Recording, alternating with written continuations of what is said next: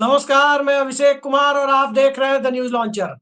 The news launcher की इस विशेष परिचर्चा में आपका बहुत बहुत स्वागत है। और विशेष परिचर्चा इसलिए क्योंकि देश के दो महत्वपूर्ण राज्यों में विधानसभा चुनाव और इसके साथ साथ कई अन्य राज्यों की 48 विधानसभा सीटों और 3 लोकसभा सीटों के उपचुनाव की भी घोषणा कर दी गई है। चुनाव कार्यक्रम के मुताबिक महाराष्ट्र में एक ही चरण में 20 नवंबर को चुनाव होगा, सभी 288 विधानसभा सीटों के लिए।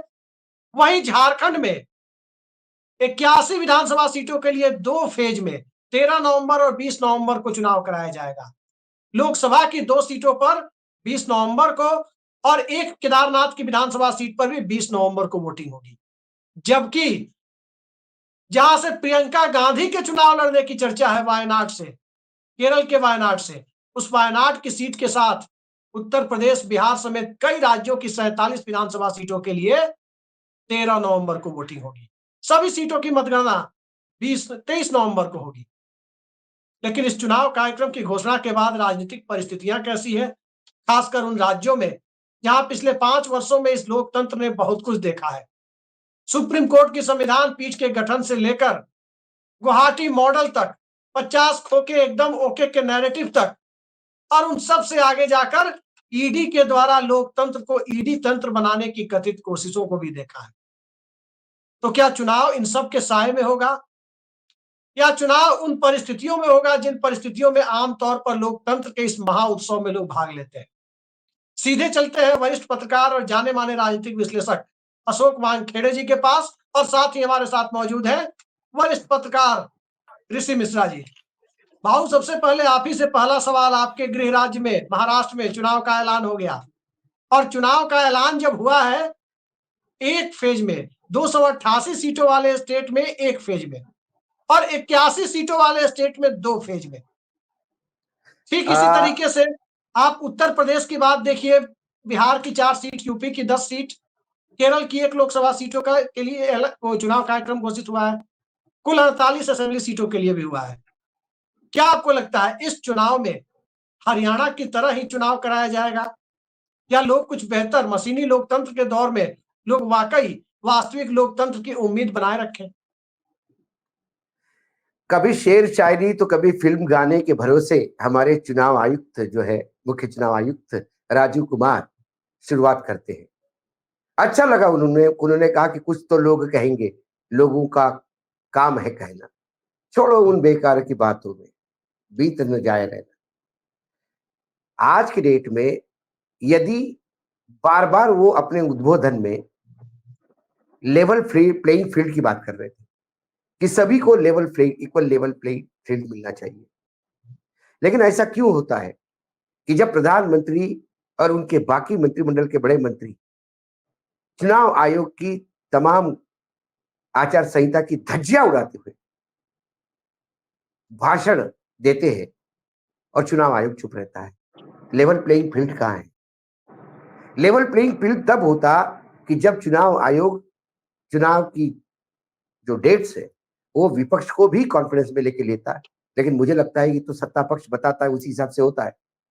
हमें पता था कि ये चुनाव, मतलब हमें क्या पता था, आप एक वीडियो चला सकते हैं मुख्यमंत्री आसाम के जो झारखंड में बोल गए कि चुनाव कब होने वाले हैं। उन्हें पता होता है चुनाव कब होने वाले हैं, क्योंकि वो तय करते हैं चुनाव की डेट क्या होती है। चुनाव आयोग तो सिर्फ लिप सर्विस करता है। ये एक बड़ा मुझे इशू बड़ा ताज्जुब लगा। हाँ, महाराष्ट्र पीसफुल स्टेट है। झारखंड में पिछली बार 5 फेज में हुआ था, इस बार 2 फेज में किया।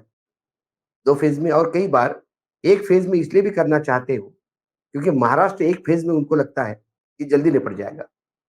2 फेज या 3 फेज में महाराष्ट्र करता तो भाजपा के लिए और तकलीफ वाला होता मामला।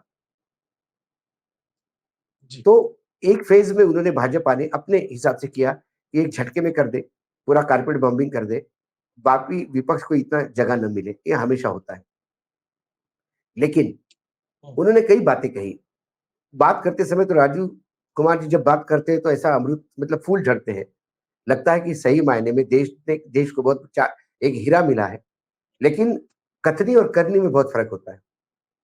उन्हें डीजी के बारे में एक सवाल पूछा गया, चुनाव, उन्होंने मशीनों के बारे में हमेशा कहते हैं कि मशीनों का कोई प्रॉब्लम नहीं, लेकिन उस बात की लोकसभा चुनाव की भी 79 मशीनों में वोट जितने डले उससे ज्यादा कैसे गिने गए, ये सवाल का जवाब अभी तक चुनाव आयोग दे नहीं पाया।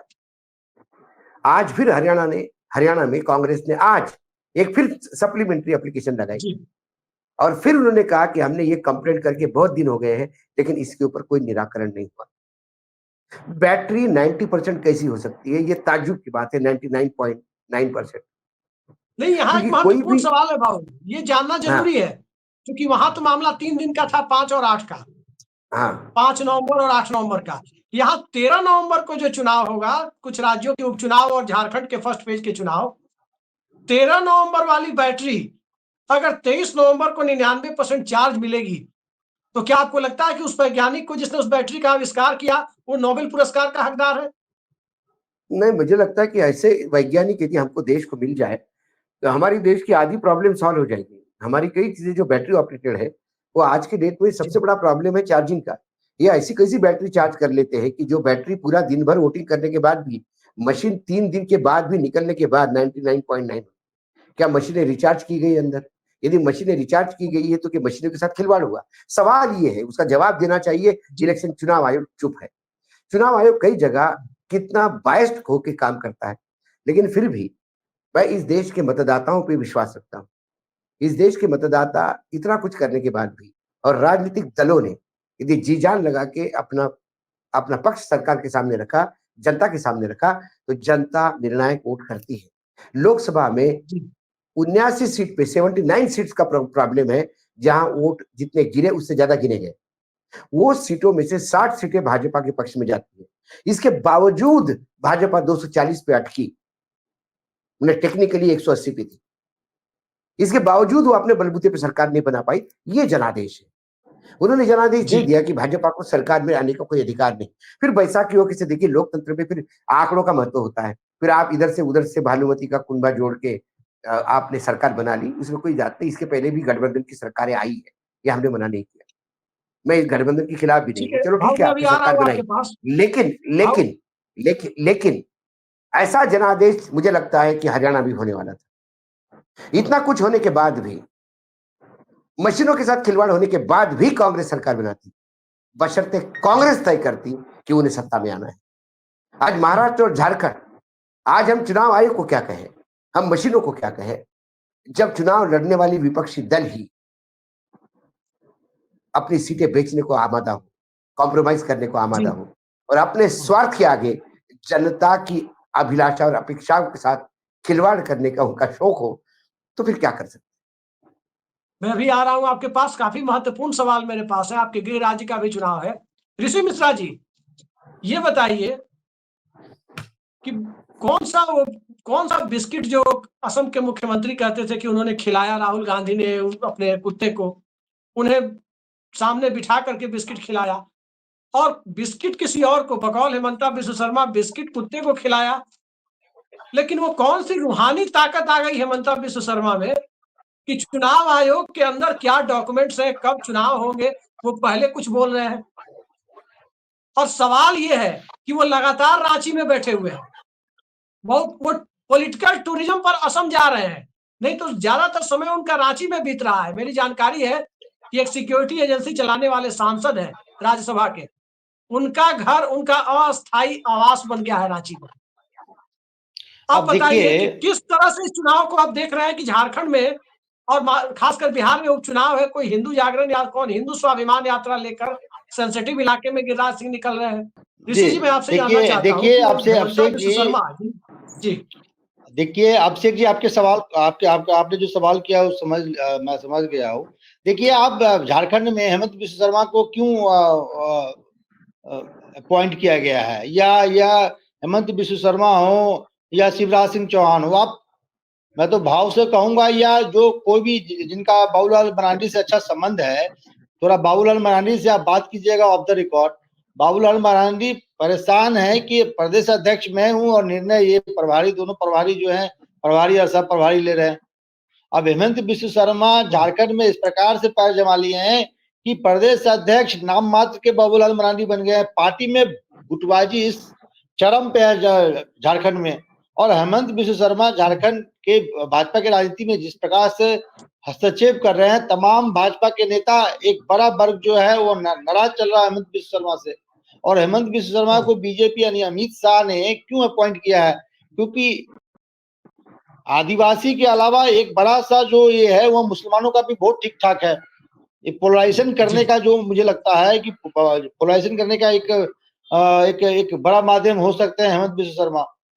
ये बिल्कुल सही है कि अभी बिहार में आपने कहा गिरिराज सिंह का जो हिंदू स्वाभिमान यात्रा है उससे काफी नाराज है नीतीश कुमार, और जेडीयू का ऑफिशियल स्टैंड भी आ गया है, और बीजेपी का 2 ऐसे स्टैंड आए हैं भाव जिससे जेडीयू परेशान है। और मुझे लगता है कि आने वाले दिनों में आपको बड़े डेवलपमेंट मिल सकते हैं। एक तो वो सीमांचल को कह रहे हैं कि उनको आप केंद्र शासित राज्य घोषित कर दीजिए। दूसरा ये गिरिराज सिंह जो है हिंदू स्वाभिमान यात्रा पे निकलना चाहते हैं, और तमाम बीजेपी का एक बड़ा धारा उनके पीछे खड़ा है। तो सवाल ये उठता है कि गिरिराज सिंह क्यों नहीं करे? इसलिए गिरिराज सिंह कर रहे हैं क्योंकि जो पार्टी के सर्वोच्च नेता हैं, सर्वोच्च संवैधानिक पद पे बैठे हैं आदरणीय प्रधानमंत्री नरेंद्र मोदी जी, वो खुद कहते हैं बटोगे तो कटोगे। तब बटोगे तो कटोगे तो जब देश के प्रधानमंत्री भाजपा के सबसे बड़े नेता इस प्रकार का बयान देगा तो गिरिराज सिंह क्या करेंगे? गिरिराज सिंह तो कोई काम करते नहीं है, इस प्रकार के उजुल बुजुल बयान के कारण चर्चा में रहते हैं, और बीजेपी की जो राजनीति की जो स्टाइल है उसमें वो फिट बैठते हैं। तो ये बिहार को लेकर है, और आने वाले दिनों में जेडीयू का क्या स्टैंड होता है ये देखने वाली बात है। निश्चित ही महाराष्ट्र और झारखंड में जो डेट घोषित किया गया, मैं भाव के बात से सहमत हूं। यदि महाराष्ट्र में यदि 2 या 3 फेज में कराए जाते तो इससे बीजेपी को परेशानी होती, क्योंकि बीजेपी को ये लगता है कि महाराष्ट्र वह स्टेट है जहां हो सकता है यदि विपक्ष बेहतर रणनीति के साथ, बेहतर कैंडिडेट चयन के साथ यदि और बेहतर मुद्दों के साथ यदि जनता के बीच जाती है तो महाराष्ट्र एक ऐसा राज्य है जहां बीजेपी को पटकनी दिया जा सकता है, बशर्ते हरियाणा वाला खेल न किया जाए। भाव के इस बात से भी सहमत है। भाव के उस बयान के बाद कई लोगों ने इनके पीछे पड़ गए। मैं भाव ने क्या गलत कहा? महिला मित्र हमारे भी हैं, महिला मित्र अभिषेक जी के भी हैं। आपके दिमाग में गंदगी भरा हुआ है तो भाव या अभिषेक जी क्या करेंगे? महिला मित्र तो अभिषेक जी के भी हैं, हमारे भी हैं। यदि मैं स्कूल में पढ़ता हूँ, कॉलेज में पढ़ता हूँ तो मेरे साथ लड़की भी पढ़ती है, और जो लड़की यदि हमारी मित्र है उसको इंग्लिश में क्या कहेंगे? तो ये समझने की जरूरत है। और भाव ने जो पिन पॉइंट सवाल उठाया उसका जवाब कांग्रेस को देना चाहिए। बल्लभगढ़ में आपने कौन सा ऐसा सर्वे किया था, कौन सा स्क्रीनिंग कमेटी बैठाई थी, कौन सी जो उसको हिंदी में स्क्रीनिंग कमेटी में, जब मैं शुरुआती दौर में पत्रकारिता का छात्र था तो ये समझ नहीं पाता था स्क्रीनिंग होता क्या। ये छानबीन समिति जिसको कहते हैं, ये कौन सा छानबीन करके आपने पराग शर्मा को निकाला था, एक बहुत मजबूत उम्मीदवार जो 4थे नंबर पे रह गई। तो सवाल भाव ने पिन पॉइंट सवाल किया। मैं भाव को एक बात और कहता हूं, बिहार में जहां से मैं संबंध रखता हूं, एक ऐसे व्यक्ति को केशव वेणुगोपाल साहब ने संरक्षण दे रखा है जिसके कारण पूरे बिहार कांग्रेस की स्थिति खराब होती जा रही है। कैसे बिहार के प्रदेश अध्यक्ष अपने बेटे के टिकट के लिए जाकर बोल दिया था ऋषि जी, भाव ने पटना में जाकर कह दिया था कि यहाँ कांग्रेस कैसे लोग हैं जो अपने बेटों की चिंता में लगे हुए हैं। तो ये सर्जरी करने की जरूरत है। यदि कोई आपको रास्ता दिखा रहा है तो आप उसको दुश्मन नहीं मानिए, वो आपके हितकारी हैं। आप एक गंभीर बीमारी से गुजर रहे हैं और आपको एक बड़े सर्जरी की जरूरत है। खैर मुद्दे पर वापस आते हैं ऋषि जी। एक मिनट, नहीं ऋषि, क्या होता है कि आज के डेट में किसी को भी आईना दिखाओ तो तकलीफ होती है, क्योंकि सब आईना पोंछने में लगे हैं, अपने चेहरे की धूल मिट्टी कोई साफ नहीं करता। हमें कोई कांग्रेस या बीजेपी 240 पे जब आई है तो हमने उसको भी क्रिटिसाइज किया कि बीजेपी 240 पे क्यों आई, कहाँ गलतियां। भाजपा की रणनीति है कि उन्होंने बताई हुई गलतियों को रेक्टिफाई करने का प्रयास किया, वो एक्सेप्ट करते हैं जब पर्सनली मिलते हैं। तो यहाँ कुछ चीजें ऐसी हुई कि एकदम वो बौखला गए। उनको अभी तक लगा कि भाई वानखड़े जी तो कांग्रेस को अच्छा कह रहे थे, भाई हम कांग्रेस ही नहीं है ना बीजेपी। हम तो हरियाणा के लोगों की आकांक्षाओं के साथ खेल हुआ इसलिए बुरा लगा, इसलिए हमने कहा। अब उसके बाद क्या हुआ कि जो 10-10, 15-15 हजार रुपए के पैकेट लेने वाले जो पत्रकार होते हैं पार्टी के, उन्हें तो पार्टी का साथ देना पड़ेगा ना। तो वो कुकुर मुत्ते जैसे हो गए कि फिर अशोक वानखड़े ऐसा करते हैं, अशोक वानखड़े ऐसा करते हैं, उससे कोई फर्क नहीं पड़ता। मैं किसी को व्यक्तिगत रूप जी से ना, मेरा कोई किसी बावरिया से या हुड्डा से या शैलजा से कोई किसी से दुश्मनी थोड़ी है हमारी, ना हमने कोई टिकट मांगा, ना कोई हमारा कोई रिलेटिव है।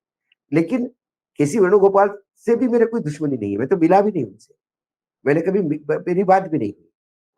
और यदि मैंने शैलजा को भी कहा कि शैलजा गलत है, तो शैलजा के चुनाव में सिविल सोसाइटी द्वारा आयोजित एक प्रोग्राम में मैं भाषण देने गया था, जिसमें मैंने वर्तमान सरकार संविधान कितना खतरे में ला रहा है इसके बारे में बोला था।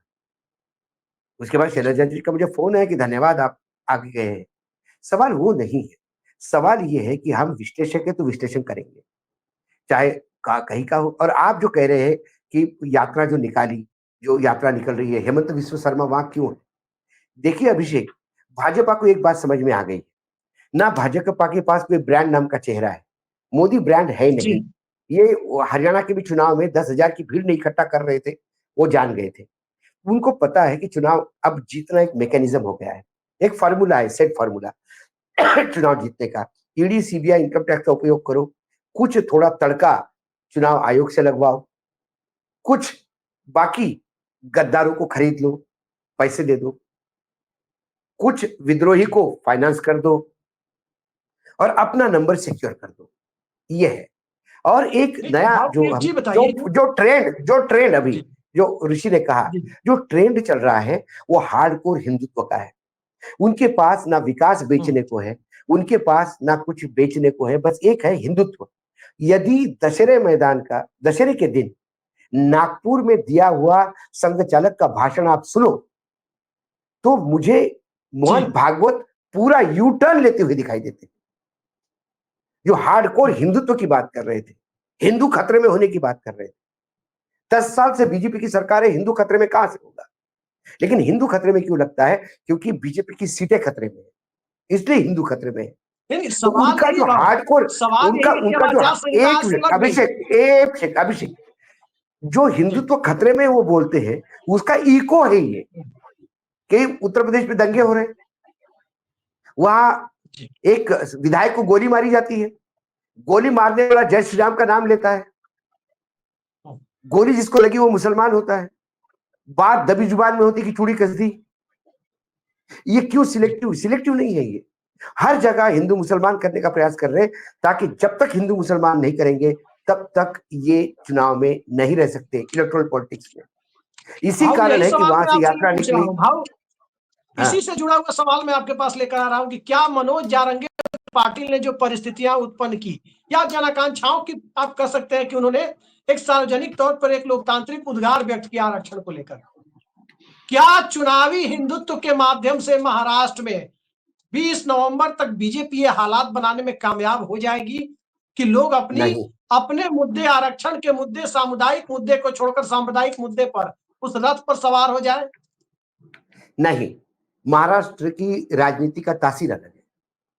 महाराष्ट्र, बिहार, यूपी, जहां हिंदू मुसलमान, राजस्थान में आप हिंदू मुसलमान कर सकते हो, लेकिन वो हिंदू मुसलमान आप इतना हरियाणा में नहीं कर सकते। आप हिंदू मुसलमान महाराष्ट्र में नहीं कर सकते। महाराष्ट्र में 2-4 पैचेस है, 2-4 पैचेस है जहां निजाम से जो महाराष्ट्र, क्योंकि सही देखो, महाराष्ट्र को समझने के लिए आपको ये देखना होगा महाराष्ट्र की संरचना कैसी है। ये महाराष्ट्र एक राज्य नहीं है, ये संयुक्त महाराष्ट्र कहते हैं। मुंबई राज्य से मुंबई, कोंकण, पश्चिम महाराष्ट्र ये एरिया निकला। फिर सीपी बेरार एक राज्य हुआ करता था, उससे विदर्भ और थोड़ा उत्तर महाराष्ट्र निकला। और निजाम से, जो निजाम राज्य था, उससे मराठवाड़ा आ गया। आपको ताजुब हो गया होगा कि महाराष्ट्र में 15 अगस्त को तो आजादी का महोत्सव मनाते हैं, लेकिन उसके बाद 7 तारीख को, 7 सितंबर को फिर से 7 नवंबर को फिर से एक नया मुक्ति दिन मनाते हैं। क्योंकि महाराष्ट्र का कई एरिया है ऐसा, संभाजी नगर जो पुराना औरंगाबाद था, वहां से लेके हैदराबाद तक, वो एरिया जो था वो 15 अगस्त को आजाद नहीं हुआ, वो निजाम का भाग था और उन्हें मुक्त किया गया फिर तो वो मुक्ति दिन मनाते हैं। नहीं तो क्या तो वो ये लोग इस इलाके के लोग तो उसमें होता क्या है, इस जैसा इलाके के लोग 23 नवंबर को भी मुक्ति दिवस पूरा मनाएंगे गुवाहाटी मॉडल प्रोग्राम एक से। से अभिषेक पूरा करने दो। होता क्या है, जी। लोग समझेंगे नहीं कि महाराष्ट्र की संरचना बना के फिर आधा क्यों छोड़ दिया। पूरा सुन लो। जी। तो जो निजाम से जो एरिया लगा वहां का मुसलमान, वो दक्षिण भारतीय मुसलमान है। वहां के मुसलमान की तासीर दक्षिण भारतीय है। वो दिल्ली के जामा मस्जिद के वहां से आया हुआ फरमान नहीं मानते।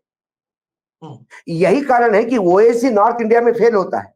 वो सिर्फ हैदराबाद से लेके मराठवाड़ा में सक्सेस है।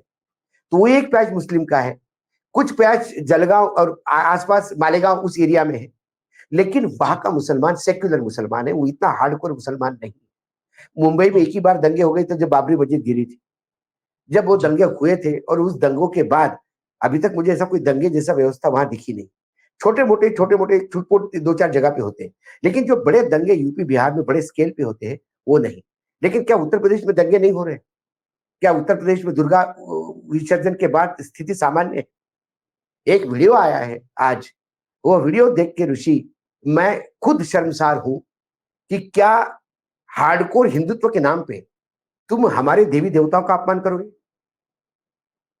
देवी की मूर्ति विसर्जन के लिए जा रही है, वो मां शक्ति है, आदि शक्ति। उसके सामने डीजे पे जो गाने बज रहे हैं वो मां बहन की गालियों के गाने हैं, तेरी मां का और तेरी बहन का। क्या आदि शक्ति मां के सामने या तमाम जो नाच रहे थे, और डीजे वाले को मैं पूछता हूं, क्या तुम तुम्हारी मां के सामने इसी भाषा में बात करते हो? क्या ये संस्कार है तुम्हारे? ये किस लिए हो रहा था? क्योंकि वो एक मस्जिद के पास जुलूस रुकवाया गया, मस्जिद पे गुलाल फेंकवाया गया और गंदी गंदी गालियों के गाने मस्जिदों को देख के सुनवाए गए। उससे होता क्या है, उससे दंगे भड़कने का पूरा प्रयास करते हैं। ये ऐसा कैसा हो गया योगी के राज्य में? वहां तो राम राज्य स्थापित है, क्यों होने दिया गया? क्योंकि दंगे करवाने हैं आपको पूरे प्रदेश देश में एक मैसेज देना है कि आप इकट्ठा नहीं हो तो ये मुसलमान आपको बर्बाद कर देंगे। अरे जब मुगलों ने 100 साल तक मुसलमानों ने राज किया इस देश में, तब मेरा हिंदुत्व खतरे में नहीं रहा, तब भी हिंदुत्व बरकरार रहा। आज यदि 10 साल से बीजेपी हिंदुत्व वाली पार्टी सत्ता में है तो इसका मतलब हिंदुत्व टिका हुआ था। किसने कहा? ना मुगल ना अंग्रेज हिंदुत्व खत्म कर पाए। लेकिन ये आने के बाद हिंदू खतरे में क्यों है ये समझ में नहीं आता मुझे। यही सवाल तो मैं आपसे पूछ रहा हूं कि आपने कहा कि मुक्ति दिवस लोग मनाते हैं 7 नवंबर को।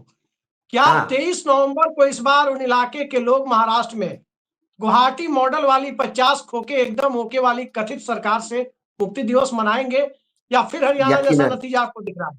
नहीं, हरियाणा में और महाराष्ट्र में एक बेसिक फर्क है। जहां बीजेपी और कांग्रेस आमने सामने है, वहां बीजेपी के लिए बहुत सरलता से विजय कमाना बहुत सरलता से। जहां मल्टी पार्टी हो जाती है वहां बीजेपी को फिर नाक में दम हो जाता है चुनाव जीतना। महाराष्ट्र में कांग्रेस तीसरे नंबर पे है, वहां शिवसेना और शरद पवार एनसीपी ये फ्रंट लीडिंग है। तो बीजेपी को कांग्रेस से लड़ना नहीं, वहां पे बीजेपी को जो लड़ना है वो शरद पवार और उद्धव ठाकरे से लड़ना है। जी। वहां ये पेतरेबाजी नहीं चलती। वहां जिस हिसाब से शरद पवार ने लड़ने के लिए तो लाए गए शिंदे और अजीत पवार। देखिए, जिनको आपने लाया सिपा सलार समझ के, वो सेनापति क्या है सब ओपन हो गए। सरकार का समर्थन, आपके हाथ में सत्ता है, आपके हाथ में। ये इतनी लचर सरकार मैंने नहीं देखी कि एक विधायक, सिटिंग विधायक, एक्स मंत्री जो पूर्व मंत्री रहा हो, जो हिंदू और मुसलमानों में इक्वली पॉपुलर हो, उसकी वाई कैटेगरी की सिक्योरिटी हो। और दुर्भाग्य यह है कि उसको ये मेल मिलता है। ये मेल मिलने के बाद वो अजीत पवार जी को बताता है। अजीत पवार जी वो मेल देवेंद्र फडणवीस को बताते हैं। देवेंद्र फडणवीस वो मेल कमिश्नर सेक्रेटरी होम को बताते हैं। और ये सारा मेल जो है वो कागज में नाचता रहा। प्रिंसिपली उन्हें वाई सिक्योरिटी की वाई कैटेगरी की सिक्योरिटी प्रोवाइड करने का डिसीजन हो गया, लेकिन बाबा सिद्दीकी के पास वाई कैटेगरी की सिक्योरिटी जाने के पहले शूटर पहुंच गया और उसको मार गिराया। एक सवाल यही उठता है हाँ ये एक सवाल भाव यही उठते, एक तो लॉ एंड ऑर्डर की प्रॉब्लम है, स्वाभाविक है, बीएमसी का चुनाव ये लोग नहीं करा रहे हैं। और मैं छोटे छोटे कमेंट चाहूंगा आप दोनों लोगों से। पहला कमेंट आप ही से भाव चाहते हैं कि जो आपने कहा कि ये जिनको भाड़े पर लाया गया है, जो भी लाया गया, जो दो पार्टियां टूट के आई, जो राजीव कुमार साहब आज प्रेस कॉन्फ्रेंस करके चुनाव का ऐलान कर रहे थे, उन्हीं राजीव कुमार साहब के आयोग ने गल्ला लूट कर भागे हुए दुकान का काउंटर संभालने वाले, गल्ला लूट कर भागने वाले लोगों को ही दुकान का शटर और चाबी सौंप दी। दोनों जगह, चाहे शिवसेना की चाबी और शटर हो दुकान का, चाहे एनसीपी का चाबी और शटर हो। ऐसा कहीं देखा नहीं गया था कि जो गल्ला लूट करके भागा वो दुकान की चाबी और शटर उसे सेरेमोनियल तरीके से दे दी जाए। देखिए अभिषेक जी, ये टेम्पररी अरेंजमेंट थी। सही राष्ट्रवादी कांग्रेस कौन और सही शिवसेना कौन, इसका फाइनल अब होगा जब 23 तारीख को नतीजे आएंगे। जो सेमीफाइनल हुआ लोकसभा का, उसमें जनता ने महाराष्ट्र की बता दिया कि सही मायने में राष्ट्रवादी कांग्रेस शरद पवार की है। अजित पवार 4 सीट लड़े, अपनी पत्नी की सीट नहीं जिता पाए, अपनी पत्नी को अपने कॉन्स्टिट्यूंसी में नहीं जिता पाए, बारामती के बारामती में, और एक सुनील तटकरे आए, वो अपने बलबूते पे कोकण से। शरद पवार का स्ट्राइक रेट सबसे बढ़िया रहा। शिवसेना ने बता दिया कि वो ओरिजिनल शिवसेना है और एकनाथ शिंदे सेकेंडरी है। इस विधानसभा में आखिरी फाइनल है, ये क्लियर हो जाएगा शिवसेना कौन और राष्ट्रवादी कौन। ये तो हमने तो बार बार कहा कि जो ट्रांसपेरेंसी की बातें करते हैं, करनी और कथनी में जमीन आसमान का फर्क है राजीव कुमार जी के। ऐसे कई उदाहरण दे सकते हैं। उन्होंने किस बिना पे दिया, और यदि उनको लगा कि ये सिंबल और पार्टी देने से फर्क पड़ेगा, आप इमेजिन करिए, सिंबल और पार्टी का नाम होने के बावजूद भी लोकसभा में दम तोड़ दिया इन पार्टियों ने। तो यदि इनके पास सिंबल और पार्टी नहीं, नाम नहीं होता, तो इसका हश्र क्या होता। और जिनके पास से सब कुछ छीना, उन्होंने फिर अपना वजूद बता दिया। यह महाराष्ट्र की जनता ने तय किया कि राजीव कुमार गलत थे। महाराष्ट्र की जनता ये भी तय करेगी कि सुप्रीम कोर्ट भी गलत है। दुकान में नया शटर लगा के फिर से दुकान चला लिया। कोई नहीं, नया शटर भी आपने बताया, ठीक है। नहीं, दुकान का नया शटर भी नहीं सर। आपने दुकान हड़प ली, ठीक है, ये तो पटरी पे भी, ये रेडी पे भी खड़े होके उस दुकान से ज्यादा टर्नओवर इन्होंने बता दिया। हम रास्ते पे खड़े हैं, रेडी लगा के खड़े हैं, लेकिन आपसे ज्यादा मेरा टर्नओवर है, क्योंकि चेहरा उद्धव का था, चेहरा शरद पवार का था। बाकी लोगों को गुमान था कि वो लोग सब कुछ चला रहे हैं। इन सब की हालत बैलगाड़ी के नीचे चलने वाले कुत्ते जैसी हो गई। उस कुत्ते को गुमान होता है कि बैलगाड़ी वो चला रहा है, लेकिन आखिर में बैल ही गाड़ी खींचते। तो ये जनता ने दिखा दिया, इस जनता ने और दिखा देंगे। नहीं, मैं भाव के ही बात को आगे बढ़ा रहा हूँ। एक जमाने में बिहार में भी मैं एक बात कहता हूँ, फिर उसका सवाल आप पूछिएगा। भाव के बात को ही आगे मैं बढ़ा रहा हूँ। बिहार में एक जमाने में रंजन यादव को भी ये सपने आने लगे थे कि मैं राजद को मैं ही चला रहा हूँ, और लालू यादव जैसे ही जेल जाने लगे, रंजन यादव को लगा कि हम तख्ता पलट कर देंगे और पार्टी का चेहरा हो जाएंगे और राज्य के मुख्यमंत्री हो सकते हैं। फिर लालू यादव ने क्या हाल किया। तो एक बात सही है, जो पार्टी के रियल फेस है उसी पे जनता विश्वास करती है, उसी पे जनता मैंडेट देती है। और असल हीरो कौन है पार्टी का, असल पार्टी किसका है, ये फैसला जनता की कोर्ट में होगा। और भाव बिल्कुल सही कहा, सेमीफाइनल में आपने देख लिया, कांग्रेस और शिवसेना और एनसीपी को जिस प्रकार से महाराष्ट्र की जनता ने दिल खोलकर मैंडेट दिया, और उस पे मुहर लगना विधानसभा चुनाव में फाइनल मुहर लग जाएगी। जी, आप कुछ सवाल कर रहे थे। बताइए ऋषि जी। हाँ, मेरा सवाल यही है, हम आखिरी राउंड में हैं। ऋषि जी सीधा बताइए हमारे दर्शकों को कि क्या 13 और 20 नवंबर को झारखंड में और उपचुनाव वाले इलाकों में, और 20 नवंबर को महाराष्ट्र में जनता हरियाणा के नतीजों से प्रभावित होकर चुनाव में जाएगी, या जनता के मुद्दे अभी भी सत्ता से इतर जा रहे हैं और वही 23 नवंबर को रिफ्लेक्ट होंगे? जैसे आपने हरियाणा में देखा, चुनाव जो है एक तरफा था, लेकिन जो जिनको पूरा बिसात बिछाना था उन्होंने बिसात किस प्रकार से बिछाया, और आपने देखा नतीजे क्या हुए। तो निश्चित ही महाराष्ट्र में तो बड़ा सेटबैक लगना चाहिए बीजेपी को। जिस प्रकार से बीजेपी ने आपने देखा उद्धव ठाकरे के पार्टी में डिवीजन कराया, सत्ता ट्रांसफर हुआ और जिस प्रकार से ये लोग सरकार चलाए हैं इसका रिफ्लेक्शन आपको लोकसभा चुनाव में मिल गया। तो ये अब मुझे लगता है कि यदि शिवसेना और ये लोग बेहतर मुद्दे के साथ और बेहतर कोऑर्डिनेशन के साथ चुनाव में जाएंगे तो मुझे लगता है कि एज है। जहां तक झारखंड की बात है तो झारखंड में का जो चुनाव है आदिवासी और गैर आदिवासियों के बीच में लड़ी जाती है और मेरा ये मानना है जिस प्रकार से बिहार में लालू यादव यादवों के एक छत्र नेता हैं, उसी तरह शिबू सोरेन और उनका परिवार जो है आदिवासियों के एक छत्र नेता हैं। अब चंपई सोरेन के माध्यम से आदिवासी में कितना सिंध लगा पाते हैं ये देखना होगा और कांग्रेस गैर आदिवासी बेल्ट में कांग्रेस कितने सीट रिटेन कर पाती है, कैसे कांग्रेस चुनाव लड़ती है, उम्मीदवारों का चयन कैसा होता है ये देखना होगा। झारखंड में लड़ाई बड़ा दिलचस्प है और मुझे लगता है कि वहां ये हेमंत सोरेन को एज है, जिस प्रकार से हेमंत सोरेन को जेल भेजा गया, हेमंत सोरेन के परिवार के साथ जिस प्रकार से ट्रीट किया गया, तो एक आदिवासियों में उनके प्रति सहानुभूति है। लेकिन फिर भी मैं कह रहा हूं कि बेहतर मुद्दे उम्मीदवारों का चयन कैसा होता है, कांग्रेस जेएमएम और आरजेडी में कोऑर्डिनेशन कैसा होता है, ये तमाम चीजें नतीजे क्या होंगे वो जरूर प्रभावित करेंगे। जी जी भाव, फाइनल आंसर हम आपसे चाहते हैं, ये बताइए कि 23 नवंबर के पहले महाराष्ट्र में महायुति की एकजुटता ज्यादा बेहतर तरीके से दिखेगी या महाविकास आघाड़ी की? राष्ट्रीय परिप्रेक्ष्य में कहें तो इंडिया की या एनडीए की? महाविकास आघाड़ी की, जिसको हम इंडिया गठबंधन कहते हैं। उनमें क्लैशेस कम है, उनमें एक दूसरे को निपटारा कम है, एक दो सीट पे हो सकता है कि फ्रेंडली कॉन्टेस्ट हो, बाय एंड लार्ज सेटल्ड है। लेकिन यहाँ पर अभी तक ये तय नहीं हुआ है कि खेल क्या होगा। एकनाथ शिंदे कहते हैं कि मुझे मुख्यमंत्री घोषित करो, दादा कहते हैं कि मुझे मुख्यमंत्री घोषित करो, और बावनकुळे कहते हैं कि फडणवीस के सिवा कोई हो नहीं सकता। अमित शाह तय करेंगे किसको कितनी सीटें मिलेगी, लेकिन जितनी ज्यादा सीटें बीजेपी लड़ेगी उतना कम लॉस होगा, ऐसा मुझे लगता है। लेकिन बीजेपी को यह बताया जा रहा है, जो एकनाथ शिंदे बता रहे हैं, कि आपके प्रति लोगों का क्रोध इतना है कि कम से कम सीटें आप लड़िए और ज्यादा से ज्यादा मुझे दीजिए ताकि लोग मेरे साथ हैं।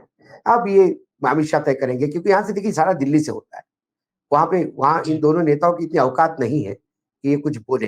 हालांकि शिंदे ने हिम्मत करके बोल तो दिया, लेकिन उन्हें इतना ही बोला गया कि आप अपने उम्मीदवार जो है सिटिंग एमएलए उनको भी बदलिएगा, नहीं तो वो निपटा देंगे आपको, क्योंकि एंटी इनकम्बेंसी इतनी ज्यादा है। और सबसे ज्यादा है कार्यकर्ताओं की डिमांड, क्योंकि हर कार्यकर्ता को लगता है कि 50 खोखे इन्होंने लिए हैं, 50 करोड़ लिए हैं, तो फिर हमको क्यों हमारी पेट्रोल जलाने के लिए बोलते हैं, कुछ पैसा हमको भी दो। बच्चू कडू से मेरी बात हुई थी, उन्होंने कहा कि 50 खोखे लिए या आरोप से मैं दुखी नहीं, मेरा प्रॉब्लम अलग है कि मेरा कार्यकर्ता घर की रोटी लेके मेरे लिए काम करता था, अब वो भी मुझे रोटी के पैसे मांगने लगा है, क्योंकि उसको लगता है कि 50 करोड़ मुझे मिले हैं तो कुछ शेयर उसको भी मिलना चाहिए। प्रॉब्लम ये है। तो कई जगह अभी कई प्रॉब्लम लोगों को फेस कर रहे हैं लोग, अलग अलग टाइप के। देखिए भाव, जनता जब शेयर मांग रही है, अपना शेयर जनता मांग रही है, तो उसमें राजनीतिक दल भी अपना शेयर मांगने अब 2 चरण में जनता के बीच जा रहे हैं। अब कौन कितना शेयर मांगता है, किसको कितना डिविडेंड जनता देती है, ये अब जनता के हाथ में है। लेकिन फिर 2-3 सवाल है जिस पर हम आगे भी चर्चा करेंगे कि क्या पोलिंग एजेंट भी वैसे ही 17 सी पर, जैसे कुछ जगहों से कथित खबरें आई हरियाणा में कि पहले ही साइन करा लिया गया, क्या 99% वाली बैटरी मिलेगी, या इन सब से आगे बढ़कर जो खेल हरियाणा में हुआ, जिस ढंग से आंतरिक कलह कांग्रेस पार्टी के हाथ से जीती बाजी लेकर निकल गया, क्या वही स्थिति महाराष्ट्र में महायुति की होगी या वही स्थिति महाविकास आघाड़ी की होगी? इसके लिए थोड़ा इंतजार करना होगा। हरियाणा वाली परिस्थितियां, जहां बहुत सारे लोग गच्चा खा रहे थे, वोटर गच्चा खाया है नहीं खाया, आज की तारीख में हम इतना ही कह सकते हैं कि जनाकांक्षाएं तो गच्चा खा गई थी। वोटर का मिजाज उस तरह से भारतीय जनता पार्टी को स्वीकार नहीं कर पा रहा था, लेकिन जो रिजल्ट आया लोकतांत्रिक मान्यताओं के अनुरूप, जब तक न्यायालय कुछ नहीं कहता हमें मजबूरी में स्वीकार करना ही होगा। क्या वो स्थिति महाराष्ट्र में बनेगी या झारखंड में, ये सवाल है। देखते हैं होता क्या है, जो भी होगा सब आपके सामने होगा। और लोकतंत्र के इस महापर्व में सबसे पहले अपने दर्शकों से भी ये वादा करते हैं कि महाराष्ट्र और हरियाणा की कवरेज हम लगातार दिखाते रहेंगे। डेडिकेटेड एक प्रोग्राम महाराष्ट्र पर और एक प्रोग्राम झारखंड के ऊपर 22 अक्टूबर से नामांकन की प्रक्रिया शुरू हो रही है, उस दिन से हम लगातार शुरू कर रहे हैं। आज के लिए इतना ही। अशोक कुमार खेड़े जी आपने, ऋषि मिश्रा जी आपने समय निकाला, इतनी महत्वपूर्ण चर्चा के लिए समय निकाला, बहुत बहुत धन्यवाद आपका। नमस्कार।